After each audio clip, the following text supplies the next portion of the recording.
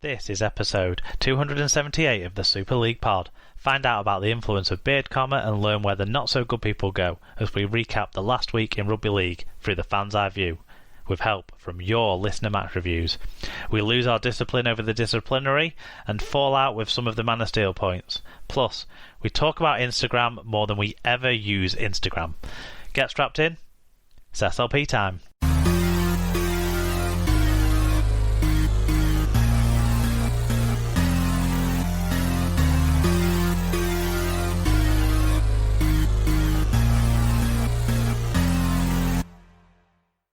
Hello listeners, welcome along to episode 278 of the Super League Pod. This week, taking you through the last week in Rugby League, you have myself, Mark, and I'm joined this week by Alan. Hello Alan, how's things? Yes, I'm alright. Hello from Lurgy Central, or, hope possibly next to be locked down. Shire. Yeah. Do you want to let everyone know about our episode sponsor? Yep, so this episode is sponsored by Rob's Toy Shop. You can find a wide range of toys, gifts, Rugby League birthday cards and more at Rob's Toy Shop on eBay. Visit stores.ebay.co.uk/Rob's Toy Shop, and on any orders over £5 you can earn 5% cash back, and 1% of your order value will go into the SLP coffers, but only if you put SLP discount in at checkout. Yeah, look out for a link and details of how to get your discount on that on our episode blog on superleaguepod.com. You sort of mentioned coronavirus. It's going to come up again because there's been more positive tests this week, hasn't there? We're now above 50% of the 11 Super League clubs have now had positive tests recorded. So that list grows. But it seems like there'll be no games called off this week as it stands, as we record. We'll see what updates come. Usually now it's like it's only the Tuesday news when we Tuesday, on Monday. It's literally the 10 minutes. Whilst me and Sarah were doing the quiz last week, they were announcing that games were off that week. Yeah, I mean, I've seen updates and, touch wood and fingers crossed and whatever else you need to cross. Everything appears to be okay this week, which means it definitely will be. Yep.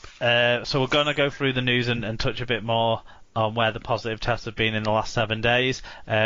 We'll talk about some of the other big news stories as well. A big signing in Super League is one of the stories. We'll get to a couple of bad, sad injuries as well. We'll go through last week's games, which included the shock win for Hull Kingston Rovers bottom club against the, at the time, top club Wigan. But now we'll talk about the teams that have gone above Wigan in the table as a result of the last round of games as well. We will look forward to next week's games in hope and optimism that we'll actually manage to get through all our predictions, because we get to talk quite a bit about Castleford and Hull FC because they've got 2 games coming up this week as the Cup potentially is back in our lives. And we'll also maybe do a bit of a recap on what's been going on in the NRL with the slant being on the British players playing in the NRL perspective. So we've got all that to look forward to. So I guess it's probably just let's roll into the news now, Al. Let's do it.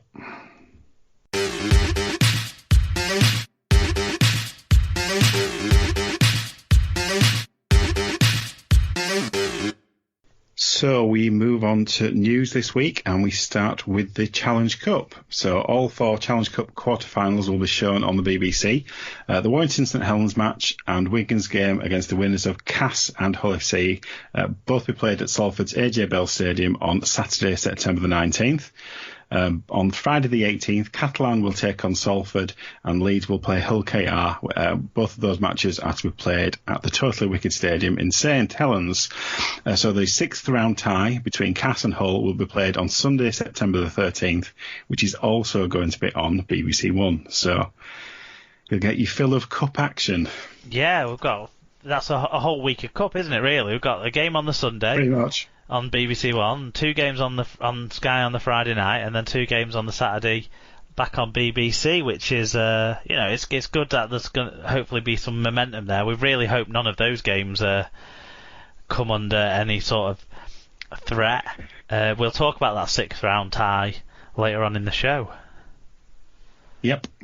Catalan Dragons will be the first team to host fans since the return of Super League when they welcome Wigan Warriors on the 12th of September. The game will go ahead at Stade Gilbert Brutus after the French government confirmed Wigan players and staff will not need to quarantine after arriving. The 13,000 capacity stadium will be able to welcome 5,000 fans to the game. Wigan will be given a ticket allocation for the fixture. However, any travelling fans will not be exempt from quarantine regulations. I think you're going to have to be pretty desperate to... Basically, by the time this was announced, you couldn't go to France because you would have to quarantine when the game was on. So I'm not sure how you'd get around that. And then you'd have to quarantine when you came back.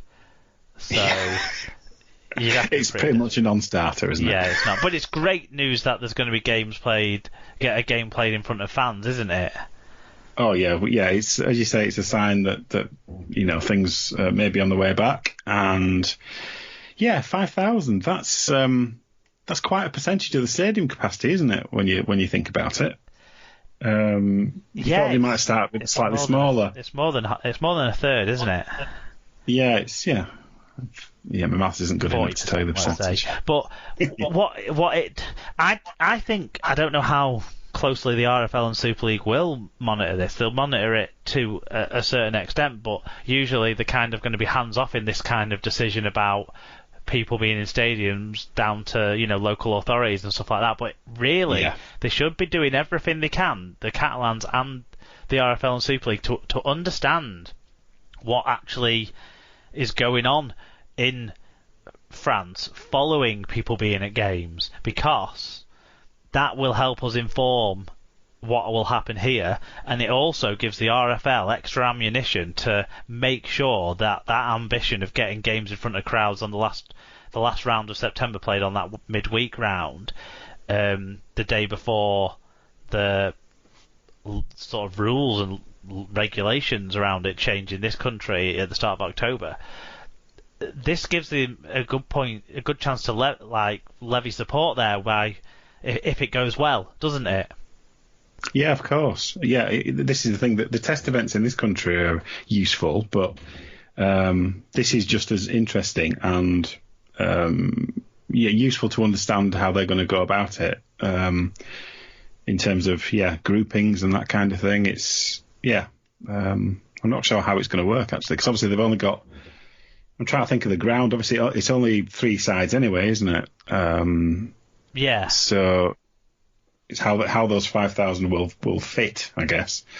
Easier in the seating parts, I would think. But it's all opportunities for learning, and I would think Wigan might want to try and use some of that allocation that they can, if they can somehow take non-playing staff that don't get quarantined either. I'm not sure exactly how it'll work, but to get some of the commercial staff there to see how it works, see how it operates, would be an idea as well, potentially, because it gives us a good lead time to when we're going to get people back in our stadiums in this country.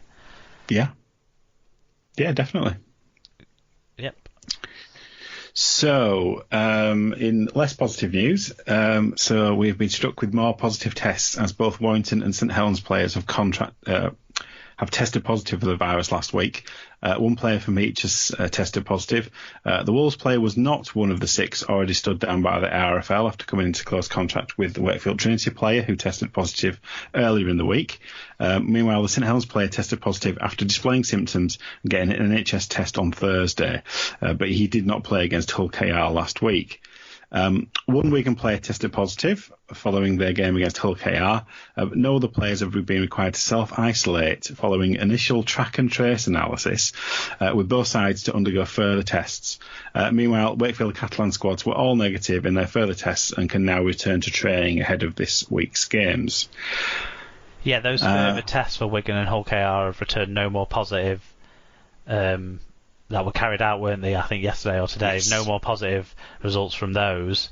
So everything's on for those 2 teams to play this week, which is great news. Yeah, Tom Andrews had a bit of a jibe about this. Said, so one player tests positive, but no contact with other players. Detective Tom concludes it's Jake Bibby because he didn't touch anyone or the ball in that game.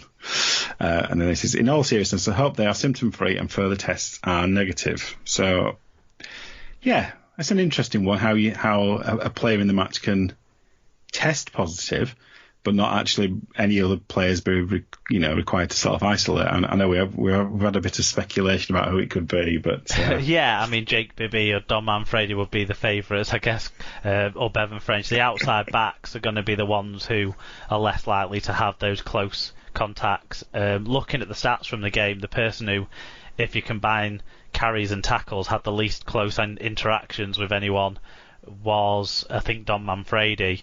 There's also young Amir Baru who came off the bench late in the game, so he probably didn't have a lot of contact with people. But I think what they do is they monitor the GPS, don't they, for sort of seeing where players have we know that, yeah, heat spots of where they've spent a lot of time during the game. So that makes you think it's an outside back, because the areas they'll spend a lot of time in will be not having other people spending a lot of time in them.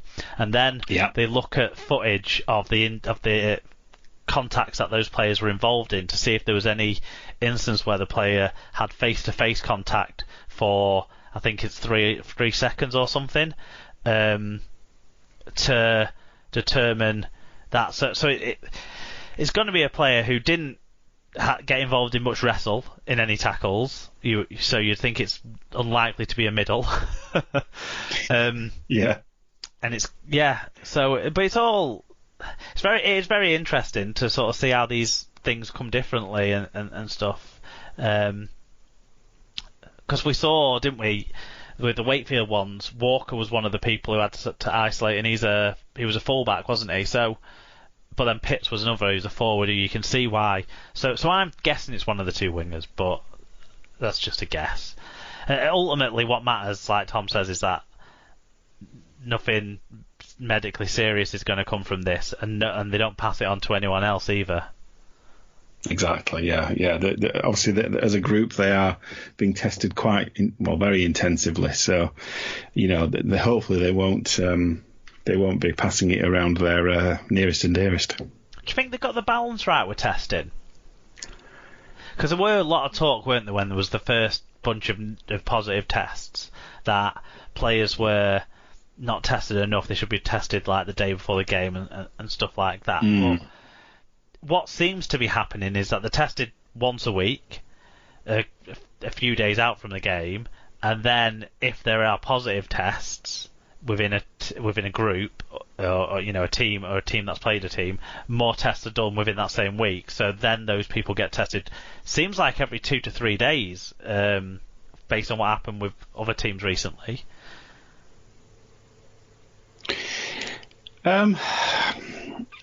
It seems like the regime is largely allowing games to go ahead.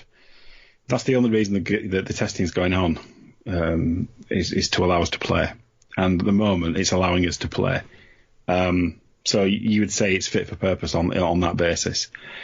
It's difficult.